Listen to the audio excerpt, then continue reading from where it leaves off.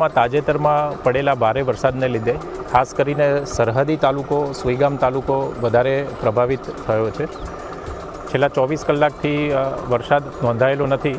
આમ છતાં જે સુઈગામ હેડક્વાર્ટર તથા આસપાસના બરડવા જલોયા સહિતના જે 12 જેટલા ગામો છે એમાં હાલમાં પણ 4 થી 7 ફૂટ જેટલા પાણી ભરાયેલા છે. જિલ્લા વહીવટીતંત્રની જે પ્રાથમિક પ્રાયોરિટી હતી એ તમામ ગામોમાં લોકોનો સંપર્ક કરી અને જે ફસાયેલા લોકો હતા તેમને રેસ્ક્યુ અને સ્થળાંતરિત કરવાનો હતો. હાલમાં તમામ જે ગામો છે એમનો સંપર્ક કરી લેવામાં આવ્યો છે. જરૂરિયાત મુજબના જે ગામો છે તેમાં આજે અંદાજિત 1.5 લાખ જેટલા ફૂડ પેકેટ અને પાણીની બોટલનું વિતરણ પણ કરવામાં આવ્યું છે. આવતીકાલે પણ જિલ્લા કક્ષાએથી જરૂરી ફૂડ પેકેટ રાશન કીટ એ અહીંયા આગળ પહોંચતી કરવામાં આવશે. ચોક્કસથી મુશ્કેલીનો સમય છે, પણ આપણે સૌ સાથે મળી અને આમાં જરૂરથી વહેલામાં વહેલી તકે બહાર નીકળી જઈશું.